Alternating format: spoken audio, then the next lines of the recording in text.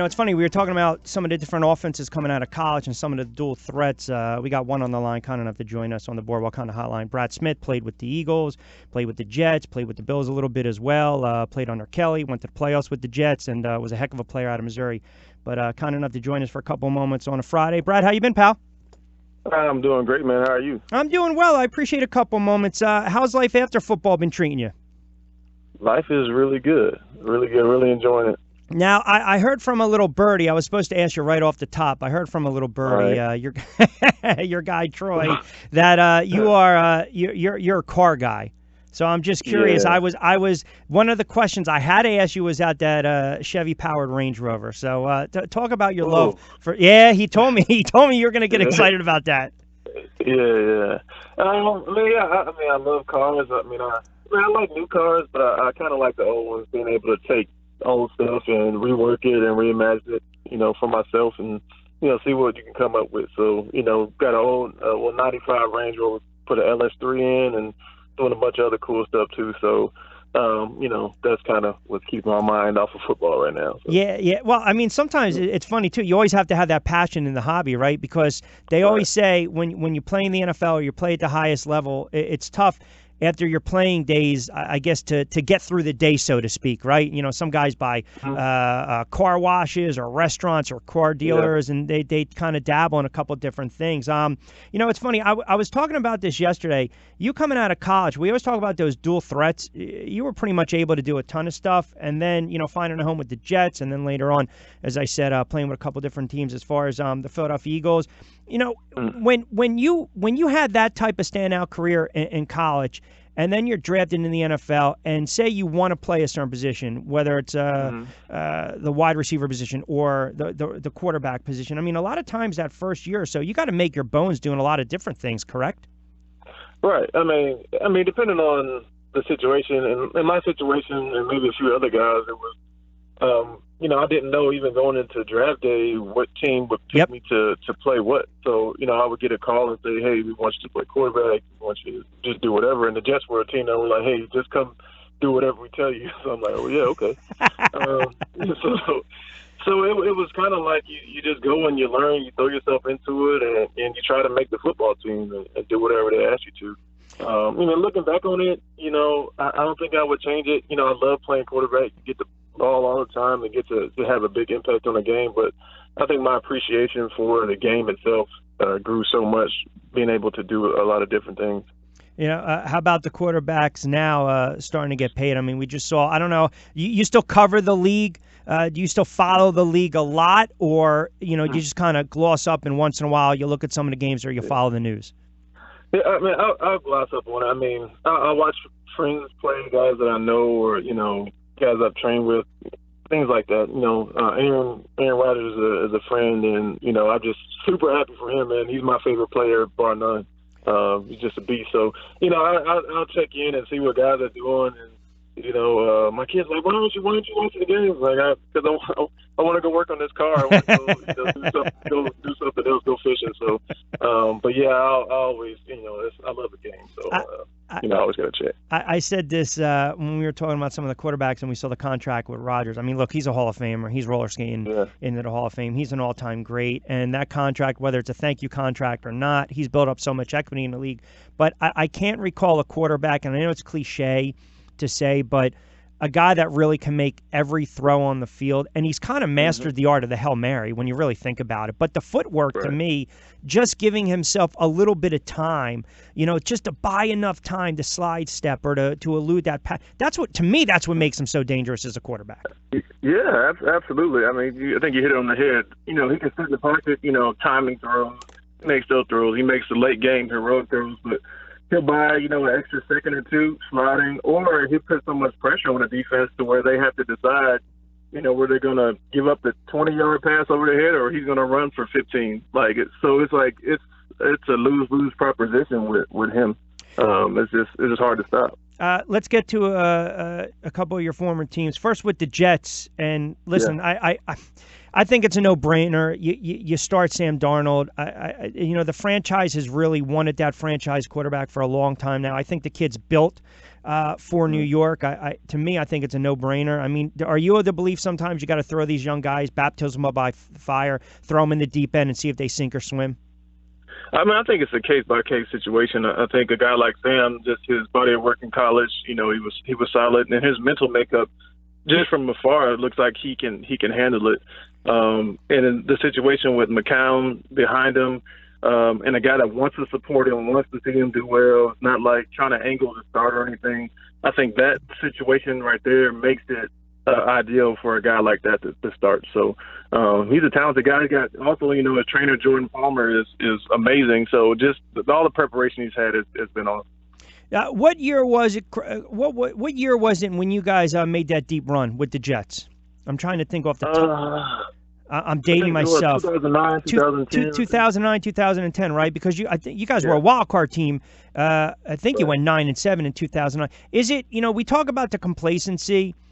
Getting to the playoffs and making that deep run. What's the toughest challenge when you get to a conference championship or you make a run into playoffs or you're trying to get back to the playoffs? I mean, all the head coaches always talk about, don't get lazy in the offseason. Don't become complacent. Right. Does the mindset change because now if you had a heck of a season that teams are going to be gunning for you? I don't think just speak for, how I felt about it. We weren't, like you said, we were like 9-7 or 10-6. We weren't 13-3 or 12 and whatever.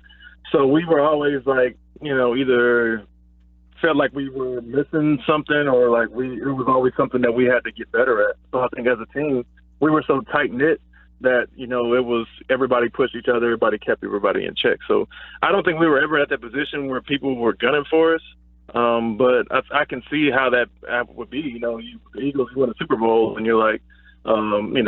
You're not doing the same things that you did before to get there. So there's definitely a mental challenge to bounce back.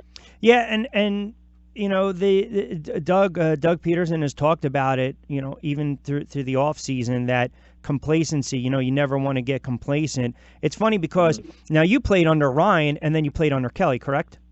Right. I mean, what was it like playing under Rex Ryan?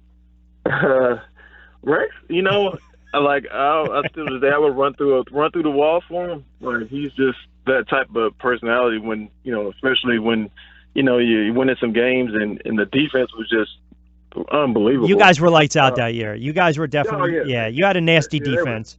There were 6, so like we fed off of that mentality, that defense is nasty, and everybody was like us against the world. So that he found a way to bring us all together to do that, and Coach Kelly, man, is just like I still believe he's a genius. I think just the way he thought about recovery and like just thinking outside the box as far as mental training and things like that. I think he did a really good job at that kind of thing. So I mean, I don't have anything bad to say about either one of them.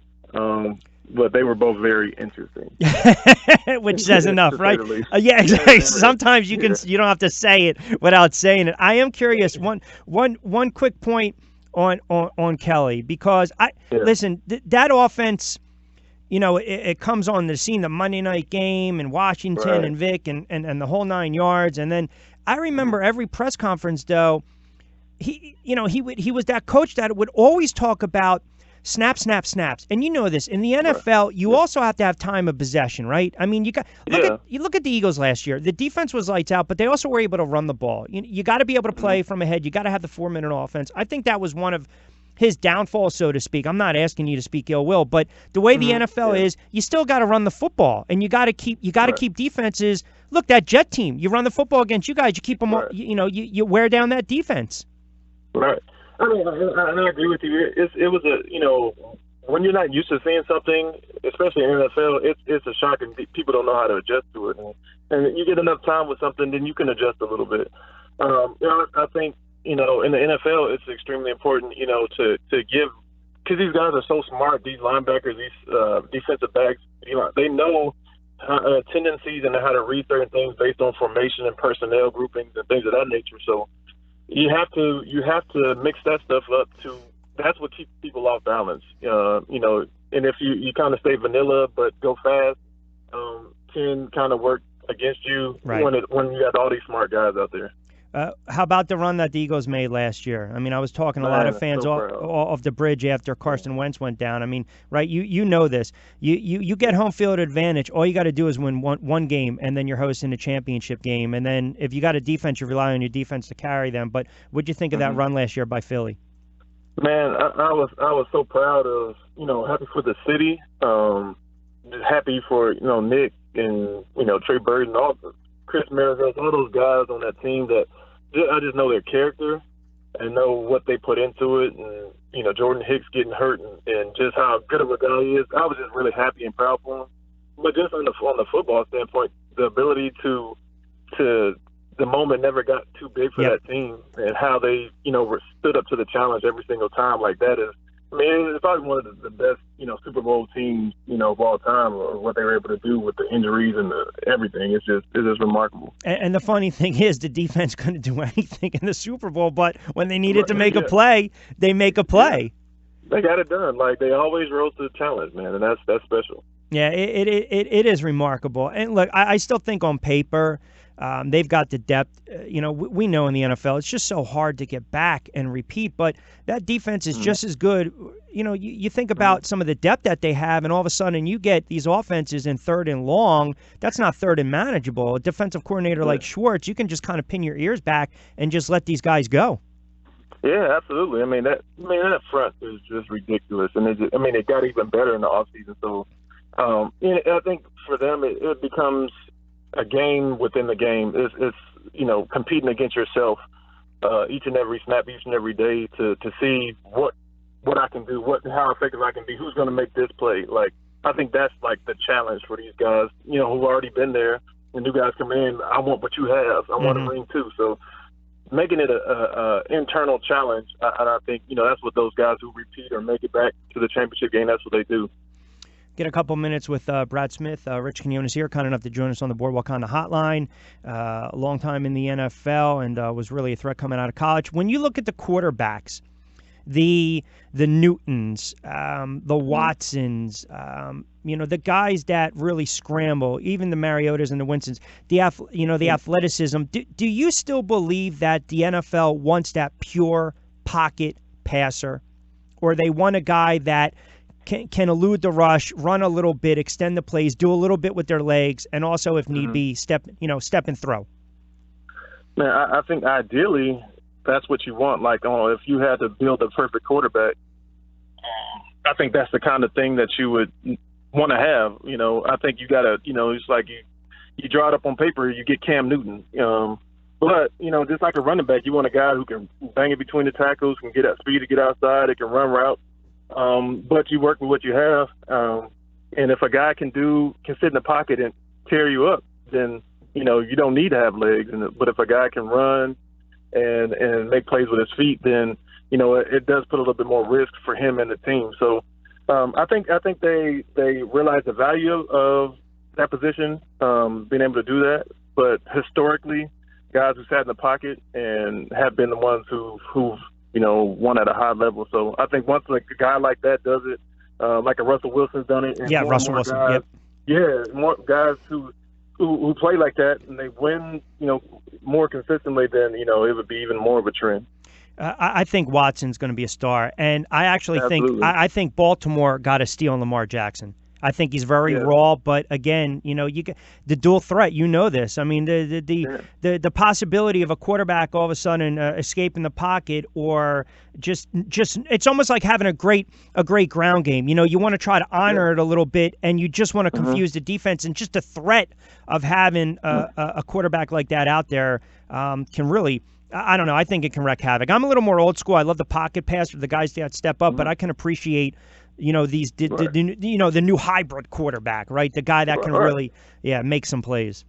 But just think if you got a pocket passer and there's plays where everybody's covered and they throw it away.